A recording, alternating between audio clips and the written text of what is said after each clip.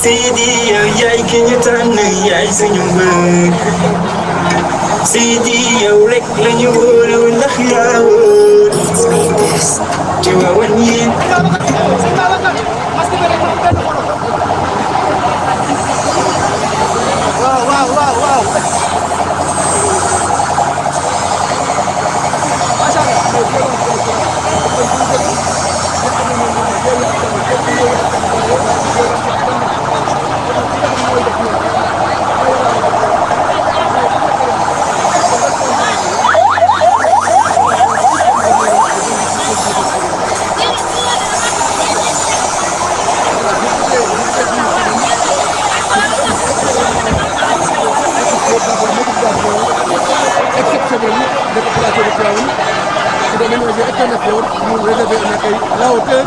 Tout le monde sait que le cœur de Tivaouane est famille. Tout le monde sait que Tivaouane mérite des changements. Tout le monde sait que Tivaouane mérite d'être modernisé. C'est la raison pour laquelle la coalition Yewwi Askan Wi derrière son candidat Sidi Aboubacar ne ménagera aucun effort afin que Tivaouane devienne cette ville auquel les populations de Tivaouane aspirent, que Tivaouane devienne une ville moderne, une ville de référence et une ville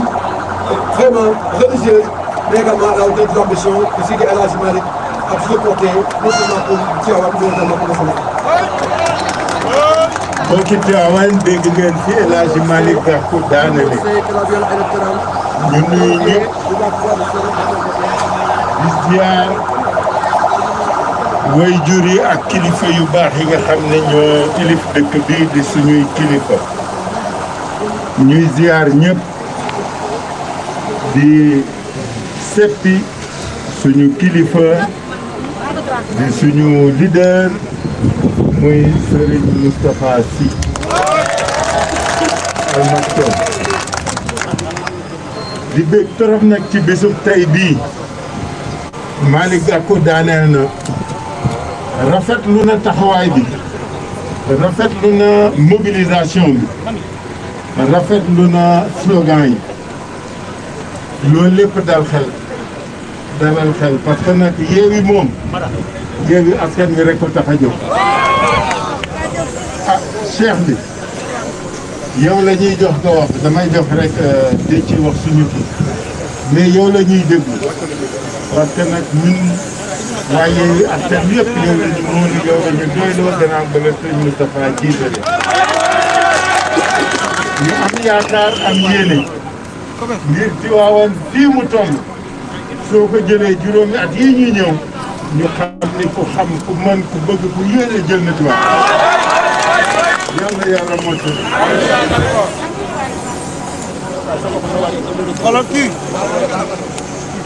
asalaamaaleykum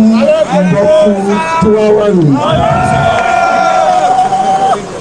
ñoo ngi am mbégte bu rëy ñëw fii ce matin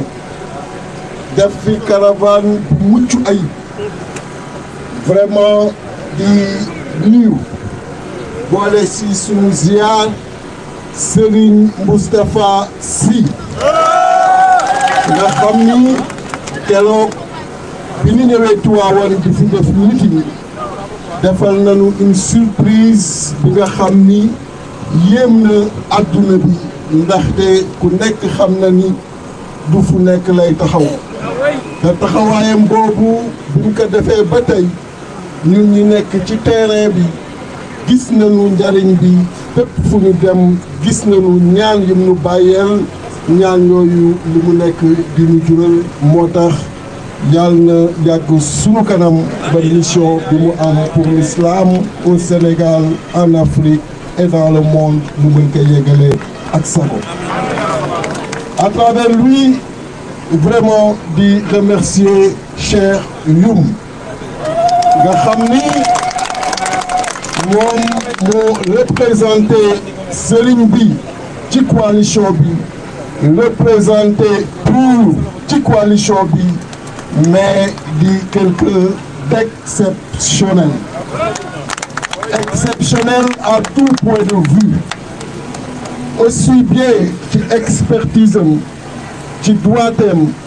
ci fermetem ci diplomatie am maanaam ci fulla fayda dignité fierté incarnée et assumée di wax nag ni wax ci kàddu kilifa yu ñu toy nekk ci coalition Yewwi Askan Wi du lu yomb wax ci kàddu le président Khalifa Ababacar Sall du président de la conférence des leaders wax ci kàddoom du yomb muy kilifa coalition bi foofu ñëpp di joxe orientation yi di définir stratégie ñi exécuter et gis ngeen tey partout au Sénégal et dans le monde la diaspora sénégalaise mobilisation bi ñu nekk di def implication bi ñu nekk di def moo tax vraiment wax ci kàddoom lu jafe la di ko féliciter di féliciter le président Malick Gakou président du grand parti nga xam ni sama grand frère la à moi moom la may Djibril Diop di wax Thiam Mamadou Lamine di ma ko wax mu doon un stratège hors pair bu yegsee rek nga xam ni yegsi na. waaw loolu nag ci wax dama bëgg ngeen tàcc ko parce que El Hadj Malick la ma ne ana ñi gëm El Hadj Malick ma ne ana ñi gëm El Hadj Malick waaye di nga di nuyu El Hadj Malick kontaan naa dégg merci. kon tur bi yóbbaale na xarañ bi tur bi yóbbaale na mën-mën bi tur bi yóbbaale na stratège bi nga xam ni moom laa wax léegi mais également yaakaar bi wekku ci moom di féliciter également Djibril Diop du président de parti nekk ci coalition bi Mamadou Lamine Thiam du président de parti nekk ci coalition bi Seydi Bokoum di représenter MRDS nekk également ci coalition bi léegi bi ñuy dugg toll précisément ci station EDK bi nay Ousmane Sonko di wax ni mi ngi quitté noonu Ziguinchor pour ñëw fekk si caravane bi moom aussi noonu wax ci turam di wax ci turu président Habib Sy nga xam ni moom le président Khalifa Ababacar Sall délégué mu yor tout ce qui est orientation organisation également de la coalition bu ma limee ñi fi nekk lim naa également ñi ñëwul ñëpp vraiment di leen wax nag ni yéen gàcce ngalaama les populations du département de Tivaouane ñoo ngi leen di féliciter ci seen mobilisation bu exceptionnelle lii ñu gis Tivaouane dal na xel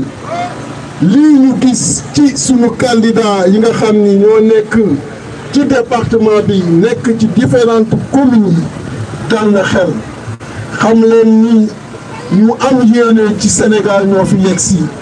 ñu bëgg teg Sénégal ci yoon ñoo fi yegsi ñu xam fi ñu jëmee Sénégal ñoo fi yegsi ñu gëm yàlla ñoo fi yegsi ñu bëgg réew mi ñoo fi yegsi ñu am fulla fayda dignité fierté ñoo nekk ci coalition bi yegg si fii parce que àdduna dafa toll fi nga xam ni tey lii nekk mandargal kilifa mooy fullaam ak faydaam ndaxte ressources yi elles se raréfient dans le monde les besoins continuent à grandir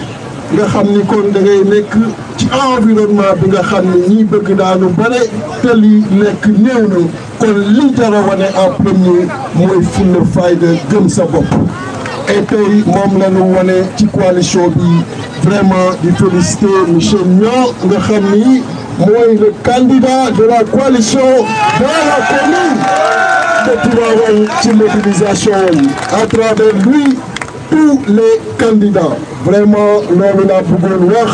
ci turu leader Yewwi Askan Wi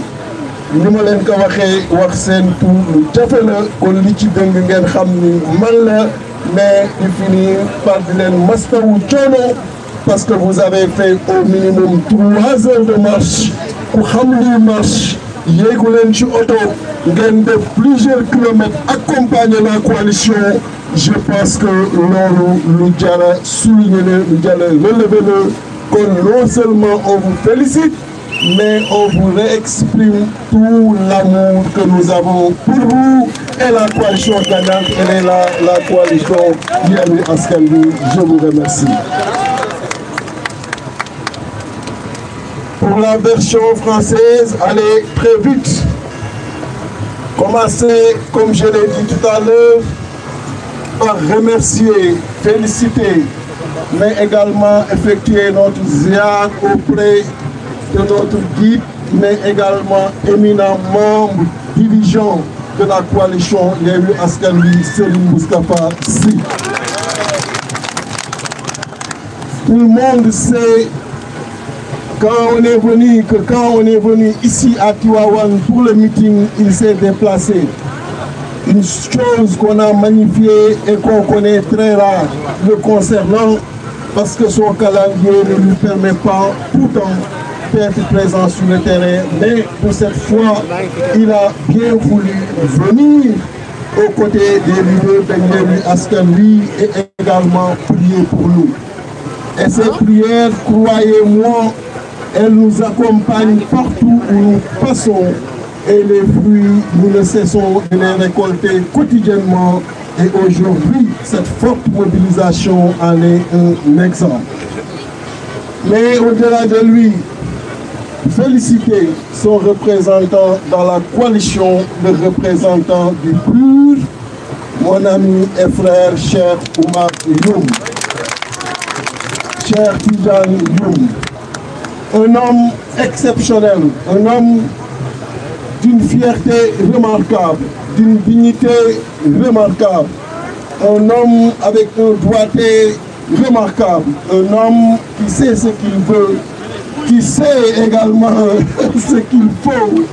un homme qui joue un rôle extraordinaire dans la coalition, mais qui représente son guide de façon remarquable. Vraiment, je veux dire,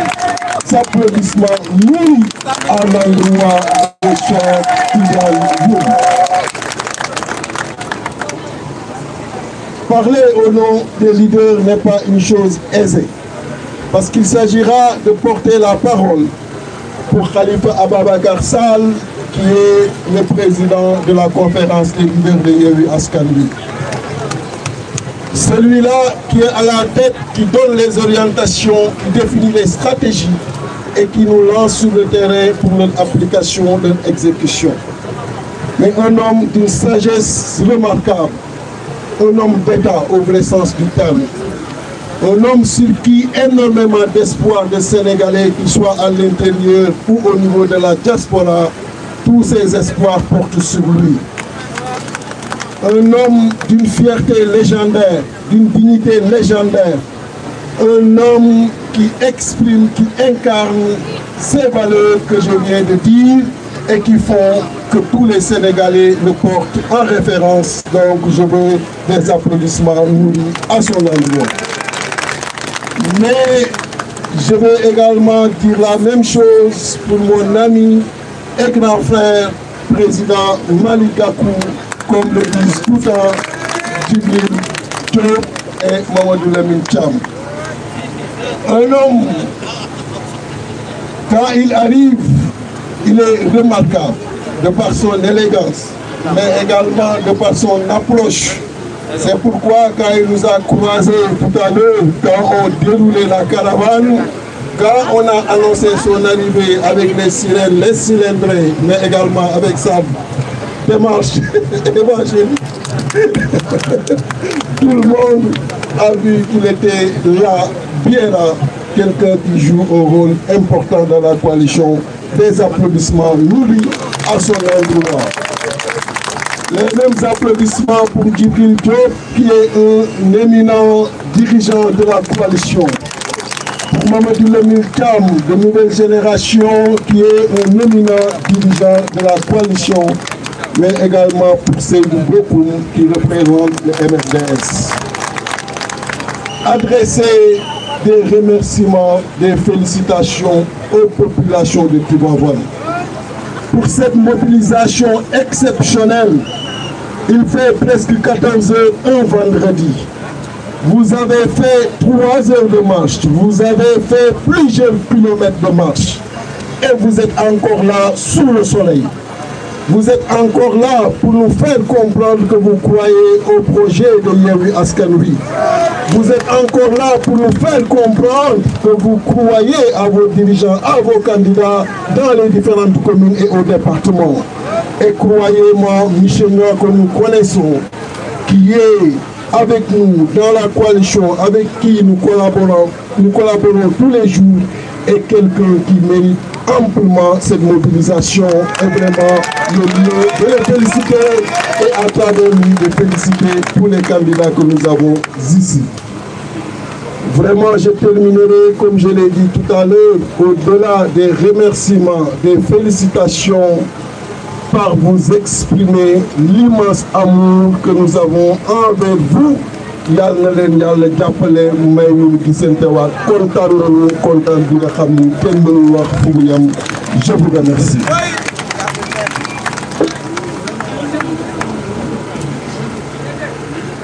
Asalaamaaleykum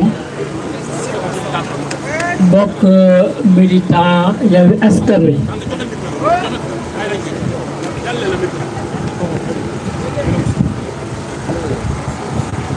ñu ngi nuyu di ziar suñu kilifa Seyid Mouhamed Moustapha Sy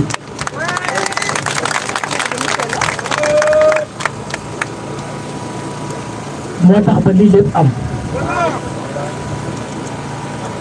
tànn nañu comme candidat mais kilifa yi taxaw yëpp dañ d'accord ci ñu ànd jàppale ñu nag ci biir activité dañu wax sànq lii ci convoi benn waaye ni la peur a changé de camp parce que depuis longtemps la peur a changé de camp mooy tiit bi yéen a ngi tiit waaye du dugg te c'est une vérité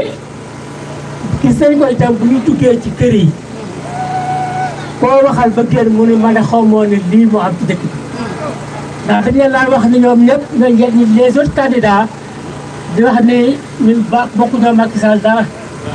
te fekk na ñoom ñëpp Macky Sall nag ku leen ba teel ëllëg réew mi day gën a metti moo tax ñu xam ni Tivaouane benn opposition moo fi nekk moo di Yewwi Askan Wi ñu ànd ak ay kilifa yu mat kilifa defe naa ni li fi Déthié wax mun ma ci dara ndax moom moo ma leen gën a xam waaye naw nañ leen ci lu bare bari du jiitu Yewwi Askan Wi seen patriotisme bëgg réew mi di wax toujours lu defar réew mi bu suñu dégg Khalifa Sall wala El Hadji Malick wax loo xam ni danaa ëllëg lu tax bu Khalifa wax lii lu tax Malick Gakou wax lii mais loolu nag référence la ci ñun nga xam dañuy soog a dugg ci politique bi xamuñ ci dara waaye nag ñu tekkee dara nañu sant Cheikh Ahmed Tidiane Youm lu ñu def mu xeeb tous les jours ñu woote sax defoo lii sax defoo da lay wax ba nga tiit ndax rek bëgg lu baax il est pertinent mais il est inflexible aussi en plus loolu mais am jiit yu mel ni baax na réew mi loolu la soxla réew mi loolu la soxla mu wóor ni doo xam ne boo la joxee réew mi kenn dootu mettre dara mbooloo mu si agent yi nekk sëñ Babacar nekk foofu boobu bi nekk fi ah daal yaakaar naa de ak Cheikh Ahmed Tidiane ak Cheikh Daouda en plus vraiment sant leen bu baax a baax ci seen acte ak dimbali bi ñu dimbali ci biir Tivaouane mobilisation bi exceptionnelle la ñu ngi sant ñi fi ñëw ñëpp ñaan suñu borom mu fay leen ñu ñaan yàlla ba le 23 à midi ñu gagné xaar 18 heures sax day yàgg à midi ñu wóor leen lim yooyu askan wi gagné na Tivaouane gagné dëkk yu bare candidat yi askan wi jël dëkk yi changé ba kenn xalaat troisième mandat wala quatrième mandat ba mbiru góor jigéen ñi jóge ci réew mi ndax ñi mën a jox réew mi ay julit lañu am na loo xam ne seen diine bàyyi leen ko am na loo xam ne du kenn du fu doxal ñoom ñi yore réew mi lii nag local it état bu ndaw la ci li ci ànd 2024 daal lañ bëgg réew mi tegul ci ñii taxaw fii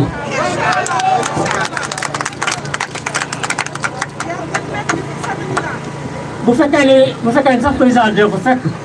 war naa balaa booba mu takki bagage am dem yoonam waaw kontaan nañ trop j'ai des difficultés à trouver les mots vraiment je suis sublimé très content très honoré surtout très honoré Tivaouane est fier aujourd'hui la ville de Tivaouane est fière aujourd'hui d'avoir reçu ces grands hommes pour qui le pays compte. Je vous remercie. À bientôt.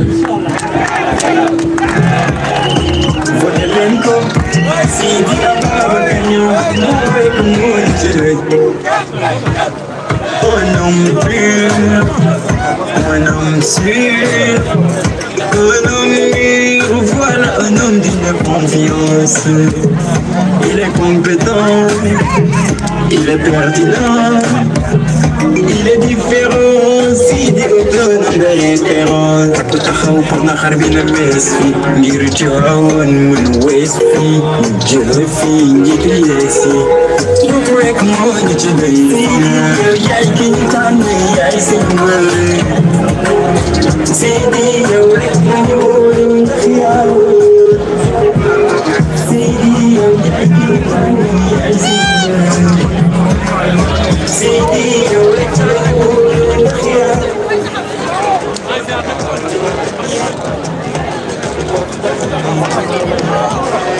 Assalamualaikum. Assalamualaikum. Assalamualaikum. Yéen waa Tivaouane. Tey caravane bi à partir de 16 heures.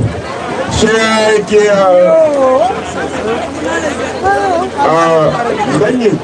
caravane ngoon 16 heures. kër Tonton Sidi. dañuy départ inchallah 16 heures. di leen di wax ne fii la ñuy arrêté. waaw nee nañ ñun ñëpp ñëw nañ. jeunesse bi leen jaajëfal bu baax ci ni ngeen ñu doon suba gi lekk na mais nag affaire yi la mu jeex incha allah. jërë ngeen jëf ñoom yàlla fay leen ñëw soir du 23 janvier yàlla may ndam coalition Yewwi Askan Wi Sidi Ababacar Niang jël mairie bu Tivaouane jërë ngeen jëf. waaw dañu bëggoon rek ñu libéré leader yi